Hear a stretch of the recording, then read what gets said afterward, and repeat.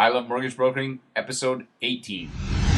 Want to learn from the top 5% of mortgage brokers in the country? Then you have come to the right place. Join Scott Peckford on I Love Mortgage Brokering. Hi, Broker Nation. I am thrilled to introduce our guest today, Scott Dawson. Scott is a mortgage broker based in the Lower Mainland.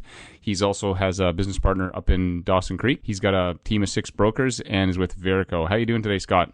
I'm good, thanks, Scott. You got an easy name to remember. It is, yes. It's very easy for me. It's a great name, actually. I think you have a fantastic name. So, can you just tell us a little bit about yourself and your business? Yeah, for sure. You kind of covered a little bit of it. Mortgage broker. I've been a broker. I'm in my 5th year now. I work out of the Lower Mainland in office in Burnaby. Kind of where I spend most of my days in front of the computer, and a business partner up in Northern BC. So that's kind of a market we're interested in and looking at, and that's kind of our focus.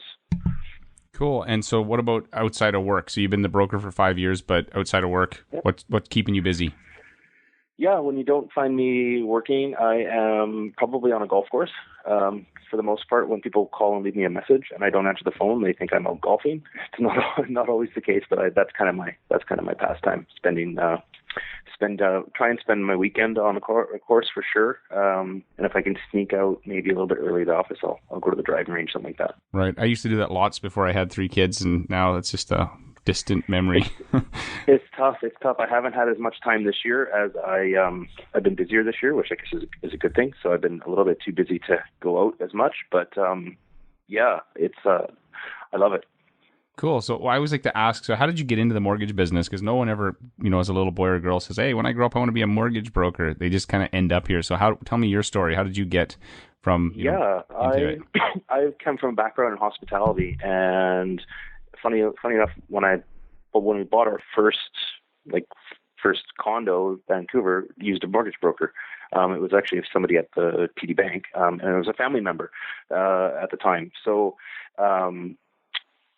used a mortgage broker, and then like everybody in Vancouver at the time, bought and sold a couple of places, and you kind of moved up the ladder, made some money. And it turned out, obviously the broker I was using first time went from working at the bank, became independent, and she's actually my business partner up in Dawson Creek. So Lori Lalonde is who I work with. She's related, and she kind of encouraged me to kind of get into the business, and that's how I got into it, and been happy working with her ever since. Cool. And no regrets then in the last 5 years you've been doing this? No, I mean, I obviously, everybody kind of people come in and they look at my my certificate on the wall and they go, you got into this business in that year? Because it was kind of a terrible time. But my reasoning on it was, well, if I can, get in when it's the worst of the time, let's make a go of it, and things can only get better. So they have been. There's been obviously years. There's years that go up. Obviously this business commission, right? So years go up and down. You kind of learn along the way. Some years are better than others, but you hopefully start to improve. And I have noticed that probably within the last year and a half. Right. There's actually probably an advantage in starting in a tougher market because it'll really make you, more disciplined. And versus, I remember when I started, the market was crazy, and literally every month you're getting calls from people, and you could hardly keep up. And so, there's different lessons you learn in a tougher market. And now that the market's improved and stuff, you can take advantage of it. Yeah, I mean, I'd say the market's definitely improved. I guess you're in the business too, so what's changed is the rules are constantly changing. So that's made things a little bit more difficult, obviously, but you got to work through it. Right on. Okay, cool. So before we dive into your story, I always like to ask about a success quote that has impacted you. I love quotes, so they distill something complex into something simple that you can take with you. So tell me about a quote that's really impacted you. I don't think I have necessarily someone or some kind of quote that I fall back on. I guess in my business, what I kind of like to follow is always keep learning. So if there's some way that I can learn another process, just something about the business, whether it's about a certain guidelines, I'm a learner. So I like to. That's my thing. Keep learning. Okay, that's great. I'm the same way. I'm a student, and part of the reason we do this podcast is to always be learning. So, can you give me an example of how you've applied that successfully in your business in the last little while? Yeah, I mean, I guess it's just I've been switching gears in terms of not working for myself. So we're learning, for me, it's learning working with a business partner. It's learning a different market that, is different than Lower Mainland here. So there's just kind of continues that. Right. So tell me about, you said, how are you intentional about the learning that you do? Because I think we all we can go through days and there's things that we see that go, oh yeah, that's, I kind of learned something, but do you have an intentional process to make sure that you're continually learning, or how's that happening? I'm a big reader. So if there's opportunities like that come across, I'll learn about. I mean, I'm kind of I wouldn't call me a nerd, but I guess I'm kind of like a policy and like an underwriting nerd. So I find joy. It's funny enough, I find joy in reading a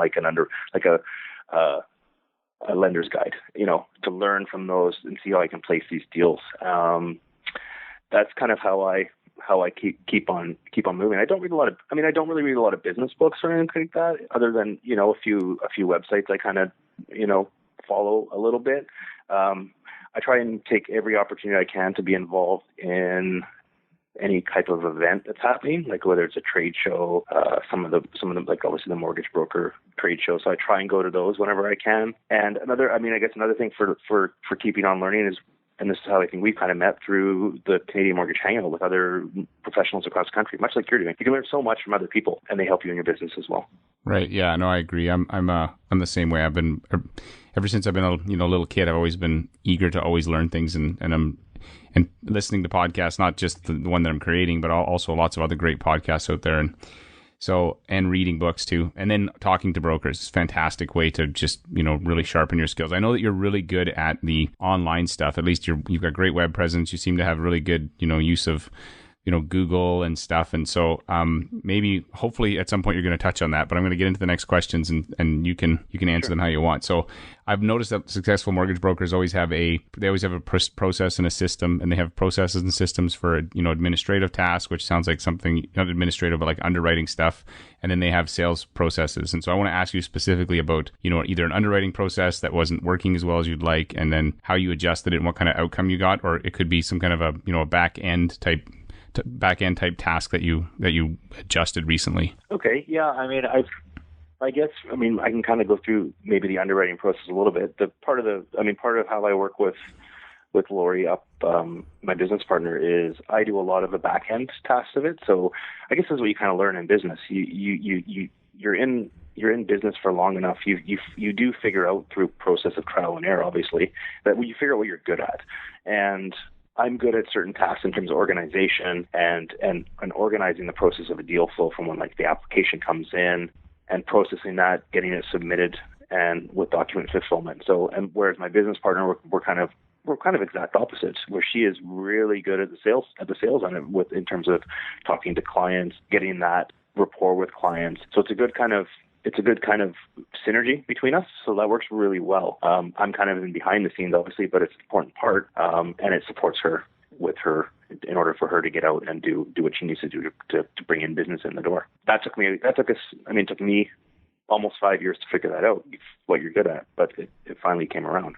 Right. So it's definitely a recurring theme to stick to your strengths that I've been getting from people that I've been talking to. But I'm going to maybe dig just to be a little more specific. So you've got this girl that you're working with. She's kind of fantastic at being out in the community, talking to people. Mm-hmm. So can you give me an example of a process that you guys were using, either a communication process or that wasn't quite working quite as well as you'd like, and then how you adjusted it? Because you must be adjusting some of these at times to, continually be improving them.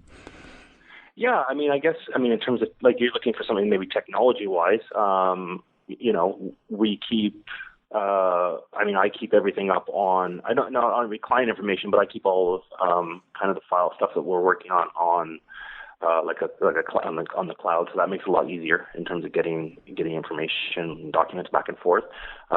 We do, some ways it's really basic. We work on email, and then that kind of is the majority of it. And then other than that, it's fairly straightforward, I guess. So I don't know if there's any kind of specific technology I'm actually using, but it seems to work. Okay, so maybe like, can you, if you're okay with sharing this, would you walk me through your process? So your the girl that works with you, she finds a new lead. So then what happens once she's got this new, like who's kind of doing what? It's just what I'm trying to do is just get a sense of sort of how you're. I think it'll help other brokers who are either considering doing what you're doing or already doing it and think, okay, how can I maybe tweak my process? So just walk through the process of what happens from. Yeah, absolutely. I mean, we get leads in obviously a couple ways. Some are going to come on from referrals that we've been working with, so that will come in the door. Another focus, obviously, because I have a pretty good online presence, so that's what we work on as well. So leads will come in from either our website or a phone call. It basically a lead will get passed on to Lori, where she'll follow up with the client if they want a phone call. If it's an application where it's coming in online, I'll process that, and then I'll basically pass that information off to Lori. Here's the application. This is what came in. This is what they're looking for. Here's their phone number, and it's kind of a contact then. Once Lori's had the contact with them and they're moving forward in terms of doing a pre-approval, if it's a live deal, all the documents are coming to me. All the applications are coming to me, so I'm keeping on top of that. And then it goes from there. So if a deal comes in, I'll go over the deal with Lori before it gets submitted, because we both have access to the files. So she's on board and kind of what's happening and knows the file. And from fulfillment, I'm sending everything I'm basically dealing with the underwriters, and I'm kind of a middle person between the lenders and basically Lori on the street would be basically the best way to say it. We all know in this business, a lot of the time we spend as brokers, we're waiting for that email, right? We're waiting for the tick sheet from the lender. We're waiting for something we're waiting for something. And that, what happens with there is if you're sitting in front of your computer, even though you can maybe be working at home, you can work in a coffee shop for sure. But if you're sitting in front of your computer waiting for something, you can't be outsourcing business. So what's worked well for us is there's somebody that's always, I can monitor that throughout the day, and she can be out on the road. So if there's something that's urgent that needs to be taken care of, there's somebody in the office to be able to do it. So that's been a definite benefit for our business.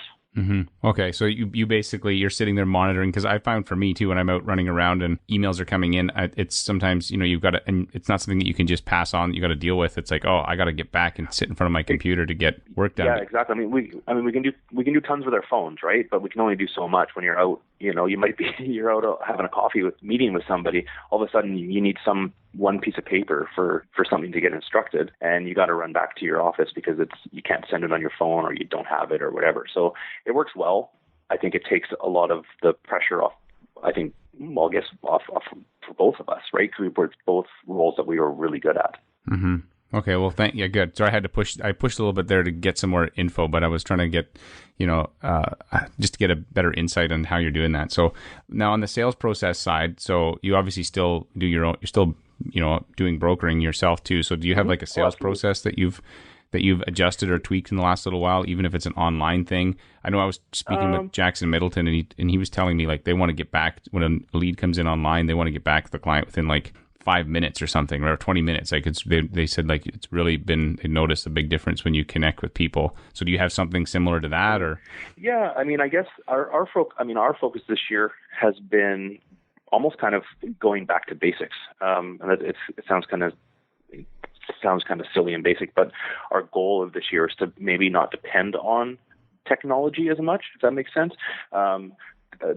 Much like Jackson's probably doing, is getting back with someone, not with necessarily an email, but with a phone call, or so taking it and making it a bit more personal. We're making a conscious effort now to touch base with our clients more often, but also in terms of our sales process and looking for referrals process, we're sending out more personalized correspondence as opposed to email. So we're not going to necessarily follow up and say, hey, thanks for the referral with an email or something like that. It's going to be a card. It's going to be a bit more personal. And that's kind of the route that we're going. Okay, so you're saying back to basics. So are you sending like a handwritten note when somebody sends you a referral, or what's the? Absolutely, yeah. We have we have cards that I send out. If it's a referral, we send out a card that's saying, thank you very much for your referral. If it's somebody even sending in an application, they're getting something in the mail afterwards saying, thanks very much for your application. We look forward to working with you. Has a little, we have the spiel that's handwritten. We write on the card. That's going out. We're definitely taking a lot of it, I think, offline. That's kind of our focus. We've got the online covered, right? It's quite simple. Once you have that set up, the online is kind of automated almost, like it's there. It's taking that a step further to type, to try and touch base with someone to make sure that they know they're going to be looked after. Okay, so one other question about the handwritten notes. So do you where do you source them? Do you get them produced in mass? Do you buy them so how are you? Cause... cards. I have them. It's basically, that's the thing. It's easy to say, I got to send out more thank you cards, but until you order 200 thank you cards from a company, you're not going to do it, right? If you got to go to Staples and buy 10 or 15 cards, it's going to take you 3 months to go to Staples because people get busy, right? They're ordered. They're from a company called Vistaprint. They're not that expensive. They're customized and they ship them to your door. So it's easy to send to go, I got to send out 10 cards this week somehow to somebody. If they're right in front of you on the desk, it's easy to do.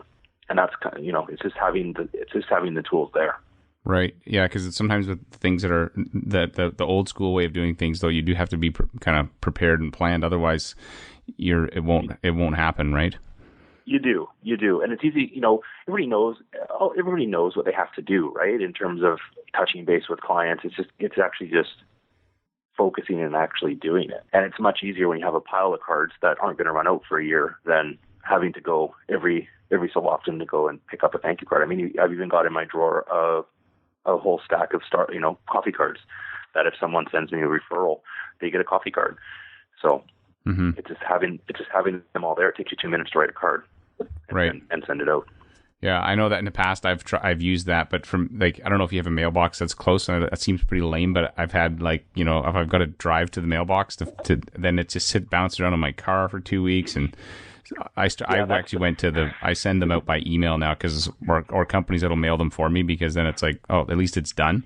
But there you go. That's the hardest part. I'm fortunate enough that I work out of the office, so typically there's other correspondence going out, so I can just put it on the pile, and it'll get sent out that way. Or if there's a bit that I'm going past the mailbox, I'll grab the pile and mail it for everybody. So it kind of works that way. Right. Yeah, that's good. But yeah, because that's what I found for me in the past is just not having them written and the card filled out, or maybe a gift card in there, and then just oh my goodness, I can't believe I haven't sent this yet. It all comes down to, it gets us the process. Everybody, and we're talking process, everybody that sends in a referral, they get a thank you card, whether the person even contacts me or not. If someone's passing their name on to somebody in their friend, like a friend and family, that's appreciated. Whether they get in touch with me or not, I want to reward that. Mm-hmm. So that's what I do. I have cards, everything set up, it's ready to go. As soon as the referral comes in and someone says, "Hey, I passed your name on to so and so," if I have their address, I respond by email, say, "Hey, thanks," and then it'll just make a card every Friday. There's a stack of cards. They go out. Right. You're rewarding the effort, not the result. It's the effort, not the result, because we all know in this business, not everything's going to close. And it's another. I kind of think it's another thing to keep track of, right? You want to keep track of where your business comes from, So if there's one person that's sending you a whole bunch of referrals, you're going to probably reward them differently than someone that sends you, once a year. But it's the reward. You want them to think about you for just passing the name along. You send them a card. It's not much. You don't have to break the bank on those things. You send them $5. It's like here's coffee for next Monday, and it seems to work okay. Mm-hmm. Cool. So the other thing I've been hearing a lot lately, talking to brokers, is this diversifying your income. And so, is this an area that you're going to focus on in the next year, or have you been focusing on this? And if so, sort of what are your thoughts on it? I guess obviously the business is getting harder, right? It's getting more competitive with the banks. I haven't really looked at in terms of outsourcing it. In terms of cross-selling, but what I am more consciously looking at is when I can, if it makes sense for someone, and the file is to place them with a lender that offers either renewals or trailers, and that's what I'm really focusing on when I'm placing someone in a product. Right. Yeah, I've been giving that a lot more thought lately too. It's not something that I did, 6 years ago very well, but No. I feel like if long term, it's probably, as long as it's a good fit for the client, and it can be win-win for both of you. Yeah. I mean, if the rates are the same, that's what you look at, right? You look at the file. If the rate and the product is basically exactly the same, and I can get, you might take a little bit of commission up front, away, but you have that maybe opportunity of a renewal down the line. I'm going to take that renewal trailer if I can, and I'm making a bigger kind of looking at that more closely this year for sure. Because as you see, like for me, I'm in my 5th year, right? So I'm starting to see files churn, right? So it's kind of I guess it's a wake up call to know, some of these people you can't get approved anymore, and you might not necessarily be able to switch them out of something, So I'm consciously kind of thinking ahead now, maybe 6 more years down the road for when my book starts to turn. Right. Yeah, no, I like that. That's good. So I'm going to move to the rapid fire questions now, and just these ones you can answer with a little shorter answers. So what is the number one thing holding back most mortgage brokers from being successful? Let's keep it simple. That one's a business plan. Business plan. I said it was short answer, but can you, in like 30 seconds, can you tell me what your business plan looks like? Yeah, it's a big binder and it sits in my desk, and it's I look at it almost every day. Good for you. And did you use it? Like, did you just create it yourself, or is there like a resource that you used to create that? It was a template I got. So if anybody's listening, and they want the template. I think I got it from Macquarie a long time ago. I've got a couple of templates. It's nothing fancy. It's kind of built more towards brokers. But I use it to track. We use it to track our monthly volume as well. So it's something we look at throughout the year, and we've kind of set up how many cards we want to send out. So it's easy. It's more of a tracking to see. It's definitely changed. It's a constantly evolving, but it's nice to have that binder. Because you look at it every day and you go, okay, we said we were going to do this. Why aren't we doing this? We have to do this. So business plan. It's like accountability. Good. Okay, what's the one habit that's made you successful? One habit. I think I am. Let's go back to the beginning. It's always learning. Right. Good. And do you have an internet resource or software program you use to make your business more successful? The best program I think any mortgage broker can ever get is Adobe Acrobat Pro. It's like dealing with PDFs, and if clients are sending you JPEGs and whatnot for files, this thing converts everything. It shrinks the size. It's the best thing ever. And do you run on do you run on a PC or a Mac? I'm a Mac guy, so I have it on the Mac, but it is available for the PC. Okay, cool. That's awesome. I'm going to check that one out. And so you said you like to read. So what book would you recommend for our listeners? You know what? I'm going to go back. There's one I want to pick up, and I'm gonna steal this from Gord McCallum. He mentioned it yesterday in our hangout, but I've got it actually open in Amazon right now. I'm going to see if I can pick it up somewhere. It's called The Ultimate Question 2.0: How Net Promoter Companies Thrive in a Customer-Driven World. It's a book on basically. I'll read the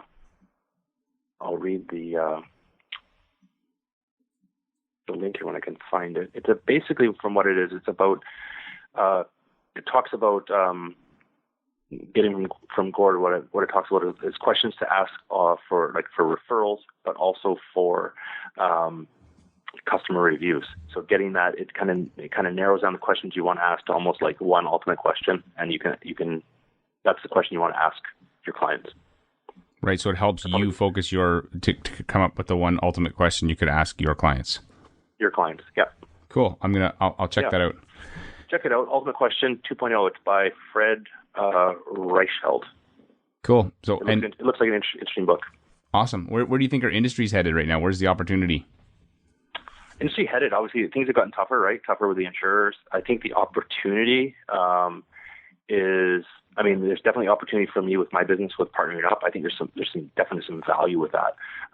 Where's our business headed? I think with all the rule changes, we're heading towards get to know your B lenders, your private lenders, and kind of your A- lenders. I think we're going back a little bit to what mortgage brokers were. Right, problem solvers. Yep. Okay, so this is one of my favorite questions. It's the DeLorean question. You remember Back to the Future? Yep. And so the DeLorean's this car. You know that they originally were going to use, I think, a refrigerator but then they thought, no, this is a bad idea because if kids watch it and they want to climb into a refrigerator.